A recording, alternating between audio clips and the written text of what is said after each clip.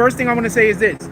Controversy on the stand. Do you understand how all of these times that we're talking about this particular type of situation, this particular type of case, court case, I'm always saying that I get it.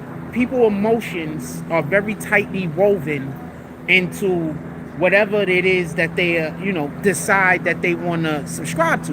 Your emotions are a very big aspect of it. But when we're talking about court cases and we're talking about things that's happening on the stand, I think that we also have to put a very, very high onus on things that could be proven and not only things that could be felt. I think that too often people are putting so much of our onus on things that could be felt rather than things that can be proven, that they're just not following these cases in the appropriate manner. So let me tell you what happened today. First, homegirl gets on the stand. I have to say this in all fairness. She admits to as many crimes as anybody else is admitting to. Now, I'm not trying to say that she's just doing these crimes all on her own. I'm not trying to say that somebody isn't encouraging these crimes, but she's admitting to crime after crime after crime that she is doing. Why is this important? So initially, when she was on the stand, the defense was saying that she can't be believing.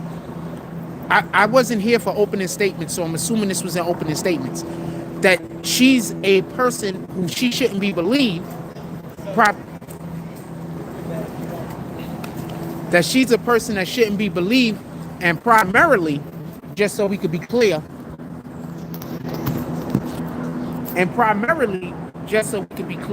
yeah, this is the fit today, by the way. I'm just outside doing things. We just outside. So, and primarily, just so we should be clear, why she shouldn't be believing initially was because of the Cassie lawsuit. It was believed that due to the Cassie lawsuit, what she wanted to do was she wanted to get a windfall also. So she wanted to, at one point or another, sue Diddy in order to get some money because she was in it for the bag. The defense has said a different thing now. And just so we can be clear, two things can be right. Both of these situations can 100% be correct or they can 100% be wrong.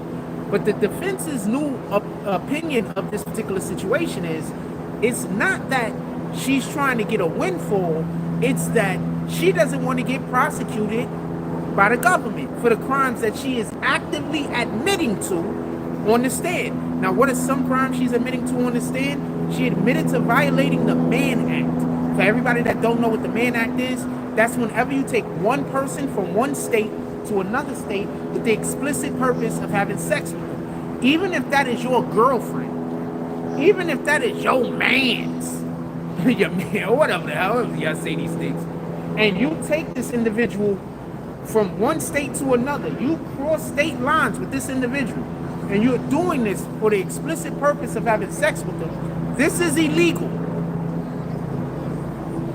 If you are not married, this is illegal.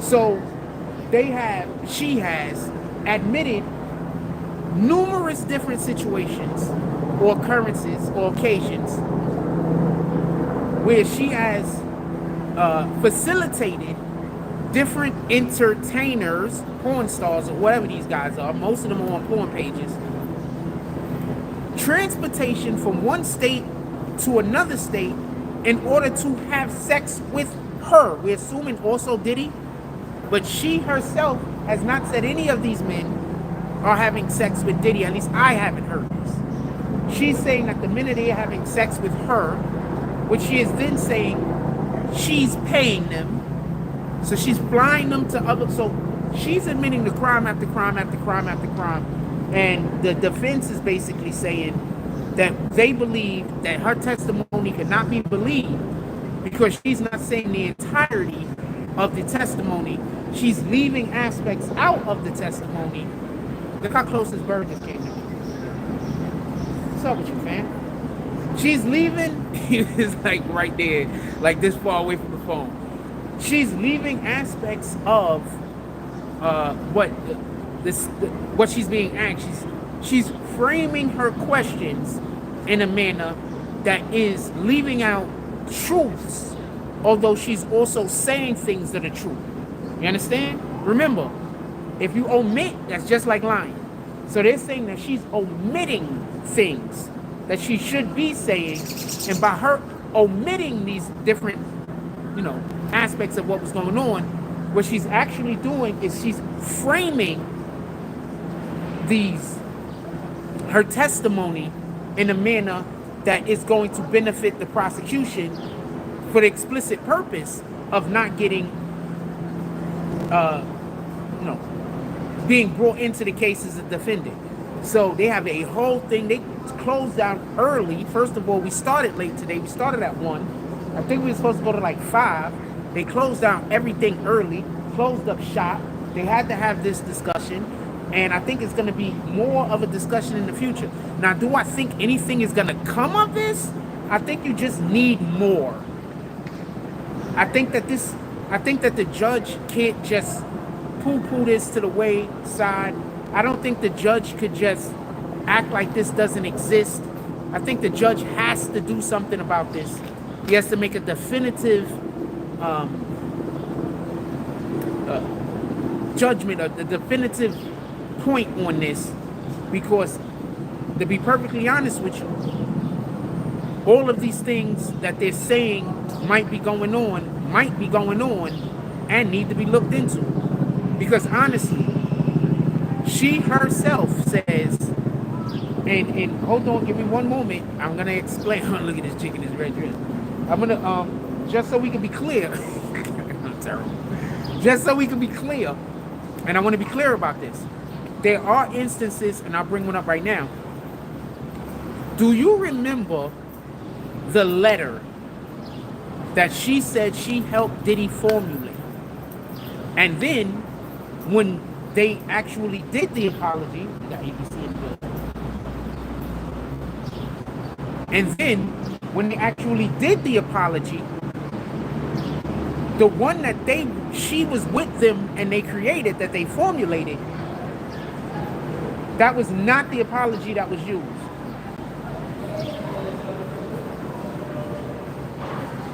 That was not the apology that was used. So this lends to the idea of what the defense is basically saying. The prosecution is the one who actually wants to get this paperwork in. If it could be proven that her testimony is being shaped or patterned, is if it's proven that her testimony is being shaped and or patterned to help the prosecution or the defense, that's the bad thing. But right now, it's the assumption is that it's being shaped to benefit the prosecution. And I gotta be honest with you. There's a lot of things that she's saying. Let me break my book out real quick. There's a lot of things that she's saying that I will say, it doesn't sound, good day, I'm chilling. I love that blue on you. I love that blue on you. Nobody's done it better. Let's get it. We got ABC in the building. So, I'm going to go on what we was doing today real quick. I'm just going to bring out some real big key points. So, a lot of the testimony that was, happening today, whenever you're doing cross, a lot of cross is basically getting the person to repeat what happened with the prosecution, and then you're trying to recontextualize it so it can help your defendant. I don't think a lot of the information that was repeated that they went over was actually beneficial or something that was recontextualized to the point where it's worth me telling y'all about right now. So I'll talk about a couple of points that were incredible that I think are something that they need to be paid attention to. First of all, Jane Doe has a shitload of texts going to Diddy speaking about how much she loves the free corps. Now, just so we can be clear, I'm not saying she loves the free corps. I'm not saying she's ever loved the free corps. What I'm saying is she has text after text after text after text talking about how she loved the free corps. In addition to that, talking about how she wants to do more of it, talking about how to get more freak-offs together, and there's just text after text after text after text of this. It's a lot of them. And just so we can be clear, if I'm texting you, you're not in the kitchen. I didn't just see you 5 minutes ago, 9 times out of 10. A lot of this texting that's going back and forth, Diddy's in one state, she's in another. So this isn't, what's up? All right, chilling. So this isn't. Sub up to this guy. Sub up to him. He's awesome. Appreciate you. That's the dude right there. Appreciate you. Lawyer friend. He knows the stuff. So just so we can be clear, I don't want there to be no misunderstanding. She has multiple texts saying that she likes the freak-offs, she's down with the freak-offs, she wants to make more of the freak-offs, multiple texts. And when she speaks about it on the stand, she's speaking about it like, oh man, I really regret that, I wish I didn't do that. And she's speaking about it in that context. But that's not the context of the text. That's not the context of the text. It's okay. I'm not even monetized. I mean, I am monetized, but we got the monetization off on purpose for those specific type of things. So if y'all did want to donate, you cannot send it through Super Chat at the moment. It'll have to be through Cash App. Because I keep the monetization off so people could just live their life.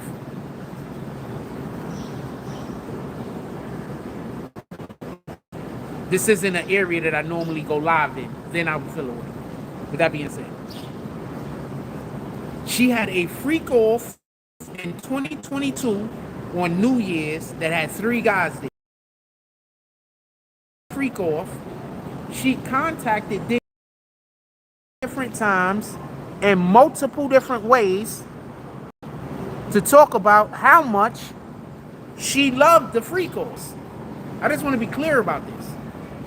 They had video, audio. I don't know if it's video because I only was able to hear the audio. I'm not in the courtroom where they're at. I'm in the fall-off with the extras. They had video after video or audio of her talking to him about how much she wanted and liked to do the freak-offs. So I don't know how we're supposed to accept any of this information. This does not sound like a victim, with all due respect. This sounds like somebody who was implicit, involved, and a part of what was going on. You see, this is what happens when you're a part of a thing, but you're not the money man. When the money man go down, you go down. And what I mean by that is, even if you don't go to jail, when the money man go to jail, your money cut off. Your finances is cut off. Who's going to pay her rent? Who's going to pay for her lawyers? Diddy's doing all of that right now. Just so we can be clear. Now, in addition to that, we have multiple text messages where Diddy is saying, you can leave.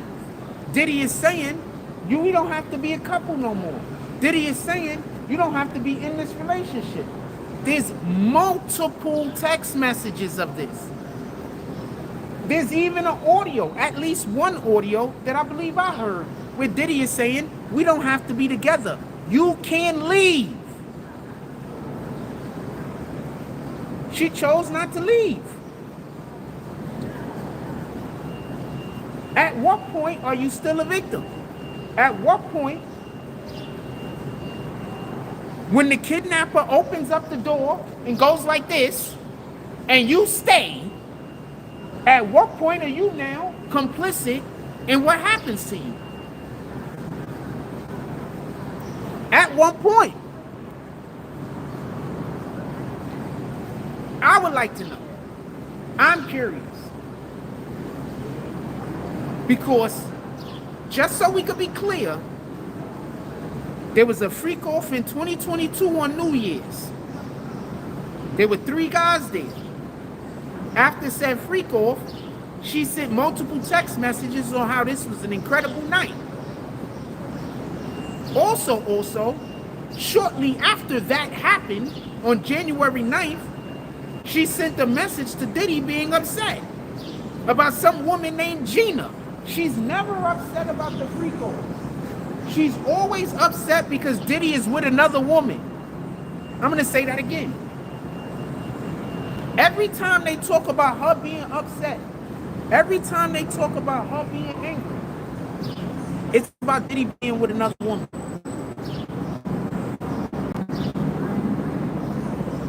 I'm not too loud, am I? You don't hear me on that, right? It's always about Diddy being with another woman. It's never about I'm mad because I had the S a D. It's never that. It's always about Diddy was with this chick, so I got pissed and I got mad. Diddy took this girl on vacation. He didn't take me on vacation. Grr.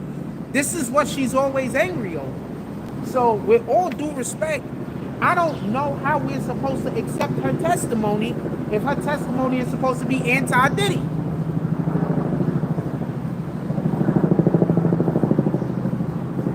I don't know how we're supposed to accept it. Now, I'm not saying Diddy ain't wrong. I'm not saying Diddy didn't do anything bad. What I'm saying is, paying attention to this testimony, and this testimony alone, it sounds like they had some kind of extravagant super love thing going on that they invited other people into. They were swingers. She loved swinging. Swinging was the thing to do, baby. And that's what it sounds like. She does not sound like she was held against her will. She doesn't sound like she was forced to do anything that she did not want to do. Could we all agree 35 years old is old enough to be able to make certain decisions on your own without calling your parents? Could we agree on that?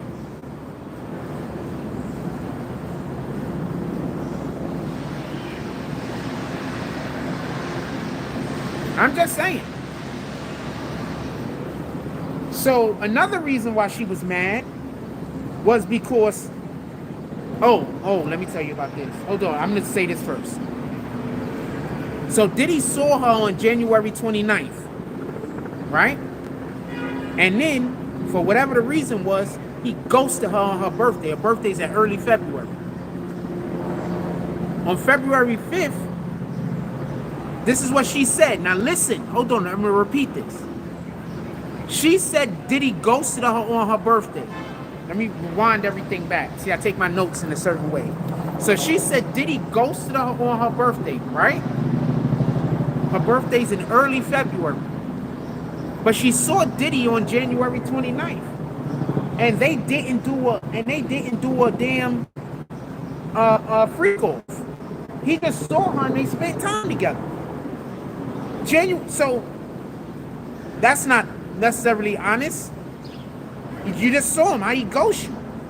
On February 5th, they both celebrated. She celebrated her birthday actually on January 5th with Combs. How did he ghost you on your birthday? What are you talking about? This is all stuff she's agreeing to after she said she was ghosted on her birthday. When did she say she was ghosted on her birthday? She told the prosecution that when they were examining her. So now this is the defense's opportunity to cross-examine. So they said, yo, look, you told the prosecution that you was ghosted on your birthday, right? She said, yeah. So then they brought up the text messages where she actually wasn't ghosted on her birthday. None of these things happened. She celebrated her birthday with Combs. It's in on February 5th. I don't know when her birthday is. They just said early February. She was with him on January 29th. She started dating. What happened was he had started dating Caresha shortly after her birthday. So that's the issue. So what happened was Caresha's birthday is around the same time her birthday is. So they celebrated her birthday, and I think they did a freak off. I'm not 100% sure. But they celebrated her birthday. in the States. And then when he went to celebrate Koresha's birthday, he took her out of the state. He took her to another country. So now, homegirl saw, Jane Doe saw Koresha with Diddy in another country, felt the way, told him he better come back to the States or she not doing no more freak offs. That nigga jumped on the plane so quick. He jumped straight on the plane, came home. He said, no more freak offs. Can't be. Anyway, so Diddy ended the damn thing and came back for Valentine's Day.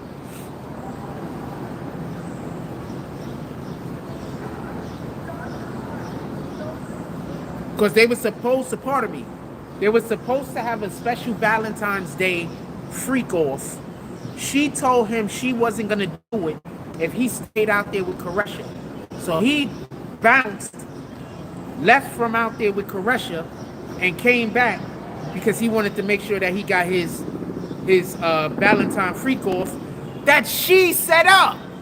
So I don't know how we're supposed to accept any of this information. Because everything she's saying on the stand, in my opinion, benefits Combs. Everything she's saying benefits Combs, in my opinion. That's just my opinion. Now, is she lying about stuff? The defense said something that was very interesting when they was talking about this with the judge after the jury left. They said it's not so much that she's lying. It's that she's leaving shit out. She's omitting things that recontextualizes her testimony. She's omitting things. There's things that she should be saying because it's in the question, but she's leaving it out, and the defense don't know how to get it out of her because, you know, you got to navigate a certain way. There's certain evidence that isn't admitted. There's certain things that's not in there. You understand what I'm saying? So the defense can't ask certain questions to try to get that information, and she's, I guess, masterfully answering the questions while omitting things that the defense would like also to be added in. And this is what I'm saying. So she's never did a freak off with two men. What I'm guessing is she's never, you get it, I don't want to go too far into it, right? And so she promised this to Diddy without Diddy even asking her. She brought this up. This is what I'm trying to explain. Diddy didn't say, I want you to do this thing with two dudes. She offered this to him, which he was ecstatic about, apparently. Also, and I thought this was interesting. I was about to say this to you. I thought this was interesting. Extremely interesting. The prosecution brought out a shit load of dates, y'all. And I just want to say this real quick. So, Tissa Tells is like right over there doing her thing. She fine, y'all. Like, she got legs on her. I just want to say that. Now, with that being said, they marked down dates. So, if you pay attention to her testimony, she makes it sound like every weekend Diddy had her doing a freak off. That's the way she basically said that to the prosecution when they first called her. That almost every weekend she was basically doing this thing. So the defense brought up months where they had no freak offs. So they'll go 2 months, no freak offs. And then when they do a freak off, it's because she's like, you know, let me call a guy. She's contacting the people to do the freak off. She's contacting the hotel. She's contacting the airport, getting people flew out. She's going to do all of the things that need to be done to make sure that the freak off happens. She's insisting. So this is her testimony. This is her testimony. I'm so confused as why the prosecution put her on the stand. Now I think that they might have a weak case. Because I don't understand why this woman was put on the stand. It just don't make sense unless they just trying to say we're going to try to find as many people who we can say he victimized as possible. And we're going to put them on the stand. That's all I can guess. Because I don't think this woman should have been on the stand. I think that you get one of the alleged victims, and I think that's all you need. I don't think she should have been put on the stand. I think the majority of what she's doing, in my opinion, if I was on the jury, would be helping Diddy's case. It would not be, it would be helping the defense. It would not be helping the prosecution.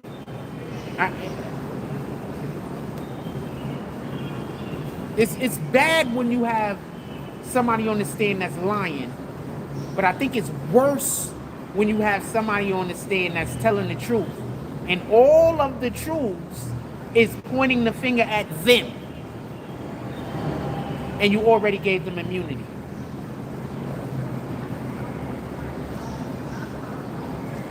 So this is, in my opinion, I just think this was a terrible witness for the prosecution. Great witness for Diddy and them. They got to be like, yeah, this is great witness for Diddy and them. Terrible witness for the prosecution. What they needed to find, in my opinion, was not one of the women that was isolated, because it sounds like Diddy had her isolated, right? What they needed to do was find one of these women and men that were involved to the degree of they were there during the debauchery when there was 3 and 4 different women. Because all of her instances is basically, with the exception of one that she hasn't spoken about yet, has been just her and men. That's it. If Diddy had all of these female victims, why aren't there female victims up there that know other female victims and was victimized with other female victims? It sounds to me like Diddy might have more male victims.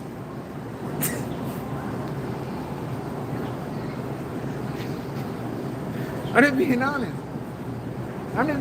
It sounds like Diddy might have more male victims than female victims. I'm just being honest. This is terrible witness. Terrible witness. What I suspect is going to happen is when the cross-examination is through, the prosecution is going to have some rebuttal questions. I'm guessing. Because they're going to have to try to save the ship. This ship is sinking. They're going to have to try to save the ship. They know they effed up. I promise you they know they effed up. They're not stupid.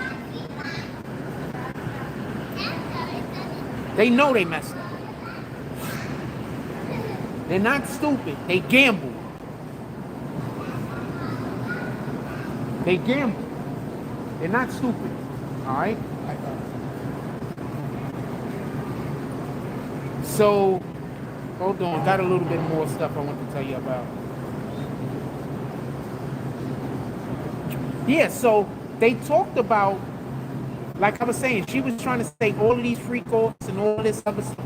But they talked about 3-4 months where her and Diddy was together a lot and there was no freak offs. Then they'll have like one freak off, and then there'll be like 2-3 more months where her and Diddy spend a lot of time together and there's no freak offs.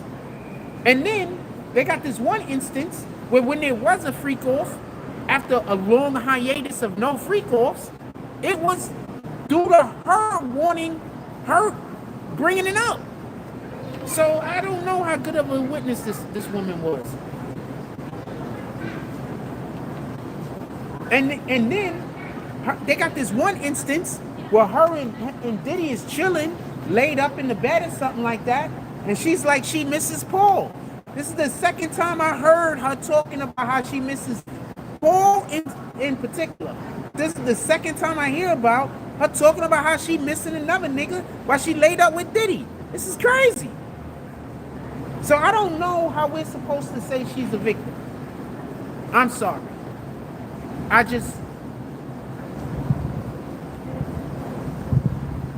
get it, but I don't get it. I think they gave her immunity because they didn't want to put a mother in jail that still got a kid out there. That's and they figured they could paint her as a victim. That's what I think. Todd Church says she useless. Fam, any woman that the only way to pay her bills is by sleeping with a nigga that ain't her husband. I'm just keeping it a stack for you, fam. You can feel how you want about that. If you a dude and that's what you're doing, same energy. She doesn't help with nothing. No, she's not helping she damn sure ain't helping the prosecution, and those are the people that put her on the stand. She damn sure ain't helping them. You can feel about it however you want to feel about it. But they are getting zero helps. I promise you. Zero helps, man. She's not helping them.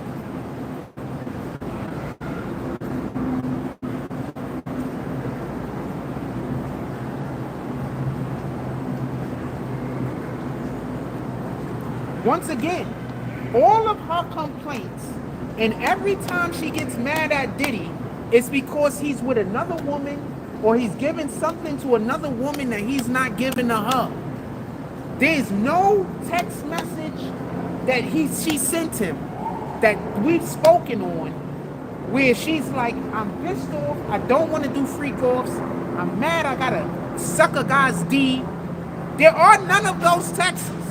All of the texts where she's mad, all of the texts where she's pissed off at, all of the texts where she's angry at are all, you was with a woman. You took a woman on a vacation. Why don't I go on vacation? You bought a woman this necklace. All I got was a bracelet. You take these women all over the place. I'm only able to go into the hotel restaurant. So he was basically treating her like the ugly chick. I'm gonna keep it a stat. He was treating her like the ugly chick. He was not taking her nowhere. They wasn't going to see nobody. He was treating her like the ugly girl that you only call over to the crib where ain't nobody around and can't see her. That's what he was treating her like. Ready?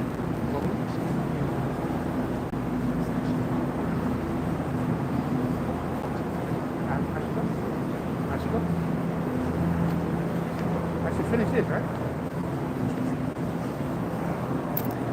How do you feel about the direction the case is going? Because I low-key think he might be free.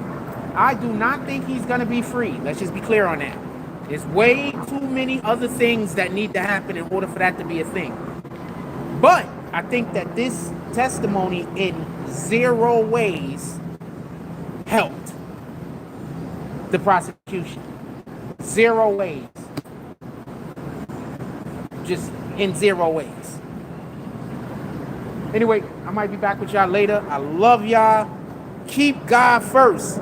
We be back. Hey. Hey. She in the courtroom.